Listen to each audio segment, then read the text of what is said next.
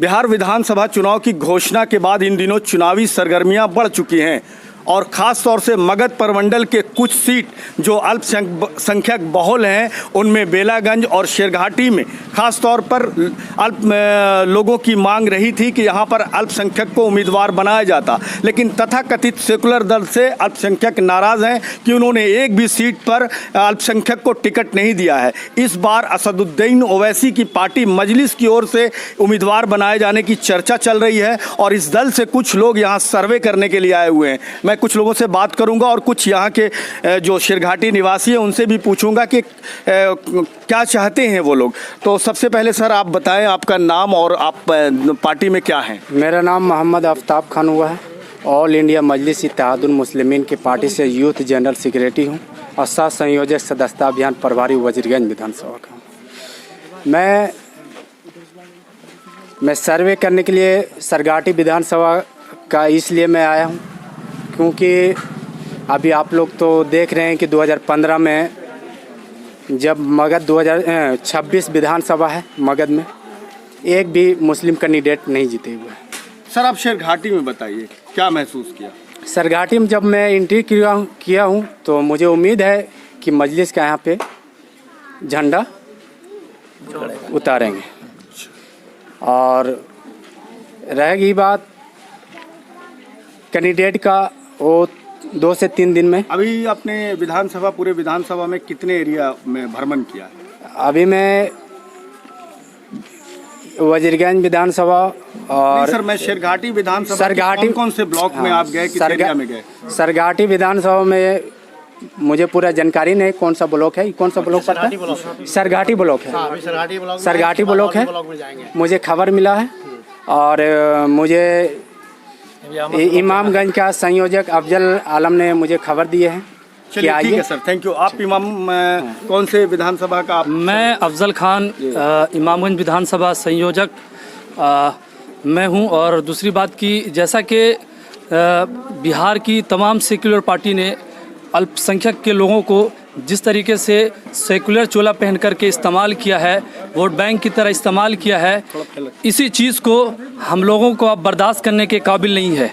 इसलिए हमारे सीनियर और मगध प्रमंडल के महासचिव मोहम्मद आफ्ताब खान ने ये आला कमान तक बिहार के सदर अख्तरुल ईमान साहब तक ये बात पहुंचाई कि इमामगंज विधानसभा में और सरघाटी विधानसभा में ये जनता की ये पूरी पुरजोर अपील है कि यहाँ कैंडिडेट उतारा जाए और कैंडिडेट लाया जाए। और सरघाटी विधानसभा में जैसा कि हम लोग अभी सर्वे कर रहे हैं, तमाम लोगों का ये कहना है कि यहाँ पे मसरूर आलम को लाया जाए।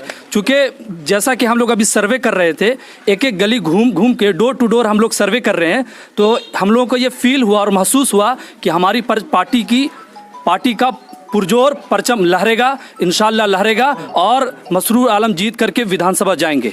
चलिए सर, हम और कुछ लोगों से थोड़ा जगह दें, आप लोग और थोड़ा सा और जगह दें। अभी तो मैं पार्टी के जो सर्वे के लिए आए हैं उनसे बात कर रहा था। अब मैं थोड़ा लोकल जो लोग हैं उनसे पूछ लूं कि कैसी ये साथ में चल रहे हैं, इनको इनसे ज़्यादा नॉलेज है। तो ज़फ़रुल बारी साहब हैं, ज़फ़र भाई बताइए कि क्या लोगों की राय आ रही है। शेरघाटी कॉन्स्टिट्यूएंसी से मुस्लिम रहनुमा में मसरूर आलम साहब से बेहतर तो कोई नहीं है। ये तो बात शेरघाटी की पूरी आवाम जानती है।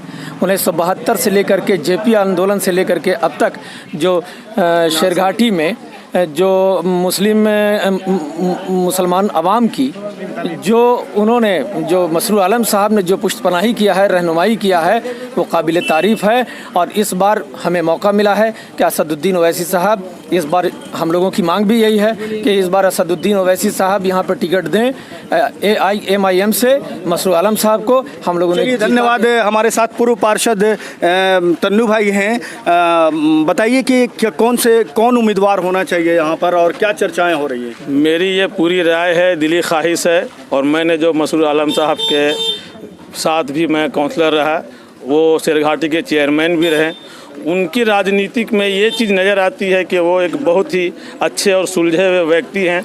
उन्होंने कोई जात पात और किसी भेदभाव के बिना पे राजनीति की है। उन्होंने हर मुस्लिम, हिंदू, सिख, ईसाई हर धर्म के दलित लोगों को लेकर साथ चले हैं और बहुत से ऐसे संस्था है जिसमें मसरूर आलम साहब उसके संयोजक रहे हैं, सचिव रहे हैं। जैसे अभी महवामा हाई स्कूल जो हरिजनों की है उसमें उनका बहुत बड़ा काम रहा है। मेरी ये दिली ख्वाहिश है कि ऐसे व्यक्ति को एक बार विधानसभा जाना चाहिए। मैं अल्लाह से दुआ करता हूं कि जनाब मसरूर आलम साहब को असदुद्दीन ओवैसी साहब की पार्टी से टिकट मिले और उन्हें हम सब सारे आवाम यहाँ से जिता कर भेजें। इंशाअल्लाह ताला ये हम लोग कामयाबी पाएंगे।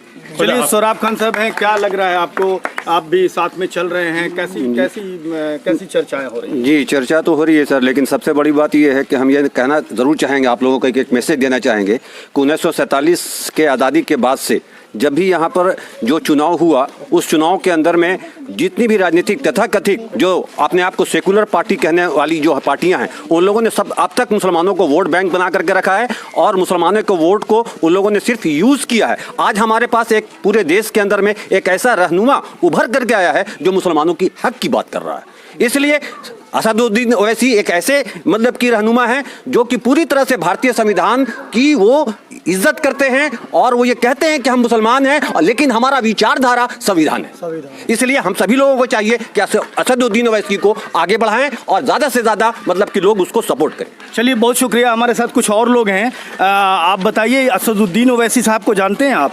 कुछ जानते हैं। क्या हैं वो? उनको तो आदमी बहुत अच्छे हैं भाई, बहुत सपोर्ट करना चाहिए। उनकी पार्टी भी है, आप जानते हैं? पार्टी है, उनके सपोर्ट करने से ये है कि सभी का भला ही होगा। अच्छा, तो अगर वो यहाँ टिकट दें तो आप किसी नेता को जानते हैं किनको टिकट मिलना चाहिए? किसी नेता को जानते हैं? हाँ, मसरूर साहब से तो और बढ़ के हम किसी को नहीं जानते। अच्छा, कुछ और नौजवान भी हैं यहाँ पे। आपको असदुद्दीन ओवैसी साहब को जानते हैं? जी जानते हैं, हैदराबाद से एमपी हैं। अच्छा, और वो 5वें बार एमपी बने हैं और AIMIM के प्रेसिडेंट हैं।